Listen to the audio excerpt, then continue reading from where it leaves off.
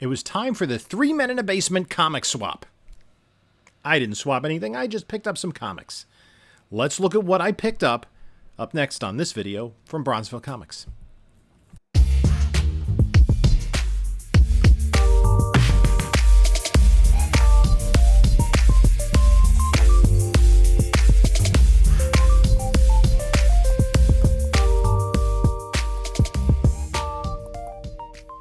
Hey there, panelologists. This is Jim from Bronzeville Comics coming to you with another video.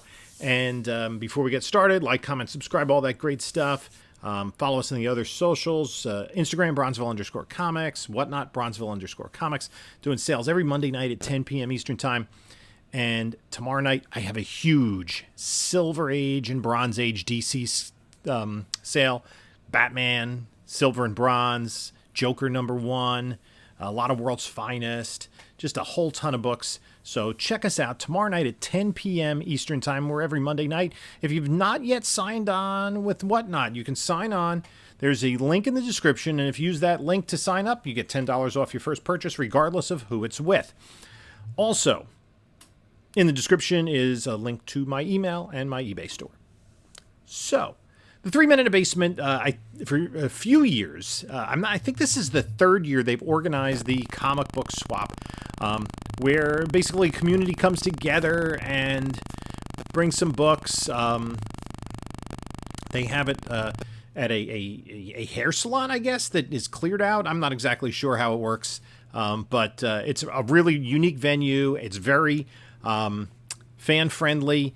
It's really more of a community time. Let's take a look at a little bit of what the show looked like.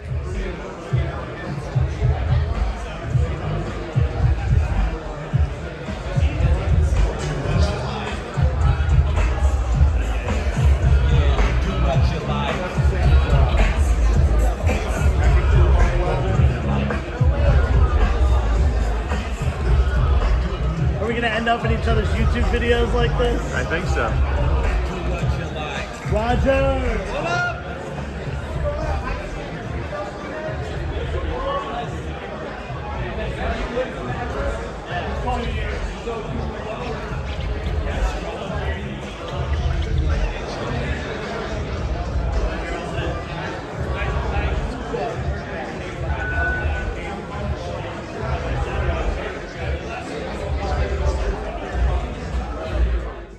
You can see there, bumped into 360 Comics. I'm sure if you watch his video of this in coming days, you'll see the opposite of that. Very Gary was there, Streetside Anthony, of course, the 3 Men, Fury, NRG. There were a lot of local vendors, and there were some, since it was up in Connecticut, some people that I don't often see. So let's take a look at what I picked up. It was just funny. I was looking around, and about 45 minutes after I got there, I had Joe from 360 comes up to me. He goes, "You buy any comics yet?" I'm like, "Nope, not yet." I was too busy talking to people. But I did hunker down and buy some comic books. The first place I bought comics from was Very Gary. He didn't have his full setup. He was talking to him. He had books that he had not yet sorted through or sorted into the boxes for Terrificon, which is his next big show. That's in Connecticut coming up at the end of July. But this I was happy to find. This is DC 100-page Super Spectacular 16. And you'll notice there that DC 16 right there, that is the numbering of the book. These 100-page Super Spectaculars, they didn't start with #1. This is one of the few, this I think was this is one of two I think I need. The other is the Young Love book, which is hard to find. So this is a hard-to-find book, and I got that for $10. And he, a little less than that, Gary cut me a deal on everything I picked up. Got a subscription crease, but still a pretty nice presenting book. And this also, I'm pretty sure, is part of my 1972 run. So two birds, got the 100-pagers and the 1972. I also wanted to pick up a copy of We Live #1. There's the company, I think, that owns the rights to this. The rights were transferred or something, so things have been quiet, but it has been optioned, and I've heard rumblings that there's a good chance that it may actually go into production. So 9/8 candidate, put that aside. And then I picked up, he had a lot of X-Men, later bronze, early copper. So I picked this up. I'm going to take a closer look to see if these are how high grade these are. This is 184. This is the first appearance of Forge, and it's a newsstand.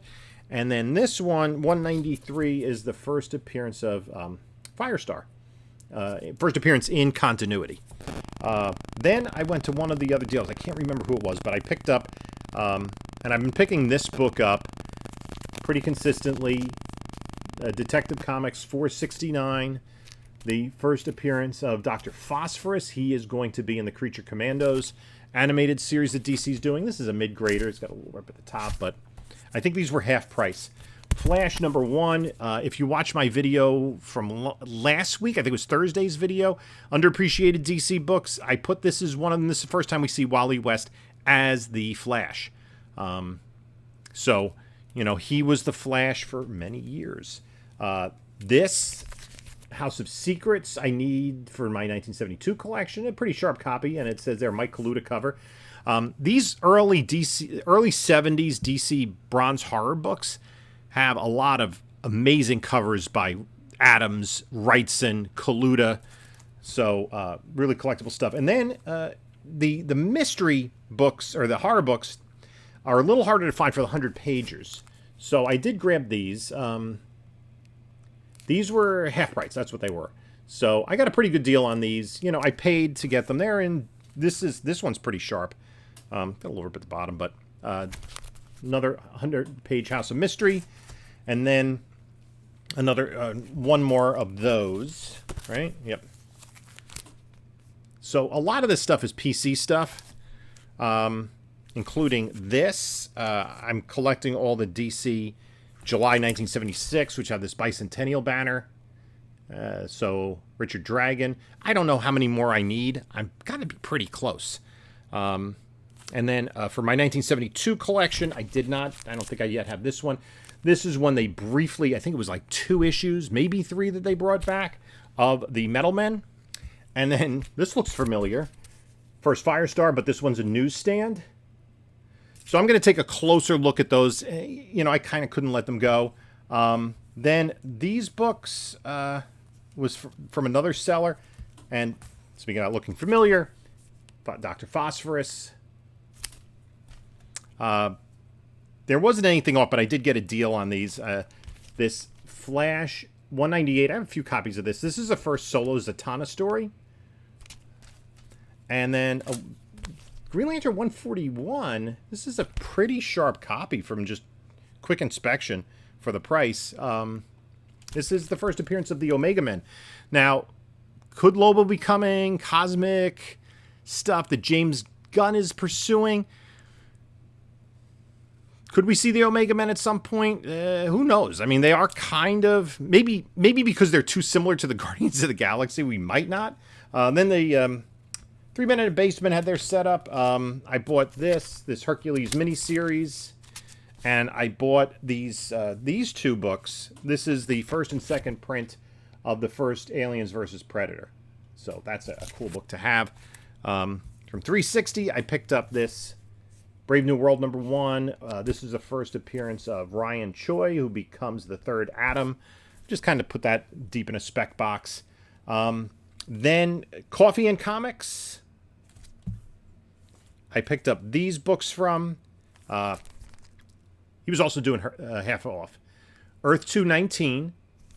This is the first appearance of Val Zod. This is the second one I picked up like in the last month. Infinity Inc. early Todd McFarlane artwork. And then at half price, I thought this was a really good deal. Marvel Team Up 141, first appearance of Black Suit. This is a book I had been speculating on for so long, and this one looks reasonably sharp. Star Slayer #10, first appearance of Grimjack. And then, you know, this is a character, you can see I picked up one of her other appearances here. I just pick up Zatanna books when I see them. Zatanna Special #1, her first is this her first? I guess this is her first self-titled book. I believe the miniseries came after this, and the DC Superstars isn't really titled Zatanna. So, although that's a great book, I do have a couple copies of that. And then the last table I hit up, another Bicentennial Banner book, Unexpected, number 174. And this was another book I spoke of in my DC Underappreciated book. And one of the things, this is Second Alarm Comics. They have their little name on their price tag. This was high on the list because we don't think of it as a DC book, but it is a huge part of pop culture. Elvira's House of Mystery number 1, and that's a Brian Boland cover. There is one spine tick on there, so I'm hoping that that's maybe the only flaw. And this, I saw this. This is a book I've been searching for in high grade, higher grade than what I have. I've had this in my personal collection since I was a kid. I probably picked it up at a show when I was like 13 or 14 years old. And the one I have, this is definitely an upgrade over it. It's probably lower end of mid-grade. And I saw this. There's some pressable defects on the top. There's a little bit of damage on the back, but I did pick up Justice League of America 64. This is the first appearance of Red Tornado, and that is a sharp copy. See a little bit at the top that can hopefully be pressed out. There's nothing color breaking really up there, except maybe right above the S. Very minor. You know, hoping to get an 8 or better on a book like this. I mean, that spine is immaculate. Usually you see this book, it is beat to heck. I had mentioned in my Thursday video when I was highlighting those DC 1980s books about Justice League of America 184, which was the first artwork of George Perez on the title, and how it was a tragedy because 183 was penciled by Dick Dillon, who passed away suddenly from a heart attack. This was the first issue that Dick Dillon did. So he did every new issue from 64 to 184. So he did, I think, a total of 118 consecutive issues of Justice League of America. He did the pencils, and there were 3 books in the late double digits that were reprints. So Mike Sekowsky did the 3 Brave and the Bold issues and issues 1 through 63. Dillon took over with 64 and created the Red Tornado, who that book came out, I think it was a couple of months before Avengers 57, the first appearance of the Vision, both red androids. And there was no lead time on that. I think that's kind of coincidental, like Newton and Leibniz both inventing calculus at the same time. You know, unless somebody had some secret information. But I was really, again, I've been looking for a higher grade copy of that because when I was a kid, Red Tornado is one of my favorite characters. I've talked on the channel before about one of my favorite books is Justice League of America 102, which is a JLA, JSA crossover. And it involves them going back in time to find the members of the Seven Soldiers of Victory. Big fan of the Justice side, big fan of the Seven Soldiers of Victory. And spoiler warning, at the end of that issue, Red Tornado sacrifices himself to save Earth 2. And he dies, but he really doesn't because it's comic books. And he came back like 5 issues later. And he was okay. And he's an android anyway, so... anyway, that was just like the last book of the day that I found, and I was ready to go home after that. I didn't pick up, I was looking to maybe complete my Aquaman run or maybe add to Batman run, but I didn't really see anything in the condition that I wanted. So today was almost entirely a collector's day for me. There's probably, I did a video previously about sell, slab, spec, and save. All right, save is keeping the PC. The majority of these books, the 100-pagers, the Bicentennial Banners, the 1972 books, and that JLA, they're all going to be saved. Spec a little bit with Doc Phosphorus and some of the X-Men books, and maybe the We Live, some of those X-Men books I'll slab. I'll probably sell the Team Up 141 and maybe a few other books just to kind of balance out costs. But this was a day where I was just kind of picking through and grabbing books that I wanted to have in my PC, books that I didn't have. And I get to the point where with my personal collection, and this is a good thing and a bad thing, there's not a lot that I really need. I've said that before, like kind of that's why I steer away from mystery boxes. I had experimented with them a little bit, but more or less I have most of what I want, and what I want is very specific. So like I said, I'm collecting 3 main threads of DC Comics in the 70s. All the books from 1972, all the books from July of 76, the Bicentennial Banners, and all the 100-pagers. So I checked some boxes off on that. I also am collecting May of 1946, Golden Age, a little bit harder to find, obviously a lot more niche, and filling in runs like JLA, Batman, Aquaman, also working lower key on Atom and Hawkman, and not really picking up at shows so much Green Lantern and Flash, but those books are kind of on the back burner. So pick up some other stuff when I see it. So anyway, let me know what you think of the books that I grabbed today. If you've ever been to the comic swap, if you're in the Northeast, I also ran into Lunch Money Comics. He's from the other side of New England, so it's great to see people from the Northeast getting together and just selling some comic books, and just having a good time. So that's it. Leave a comment below. In the meantime, take a look at a couple of my other videos here. And this is Jim saying until next time, enjoy your comics.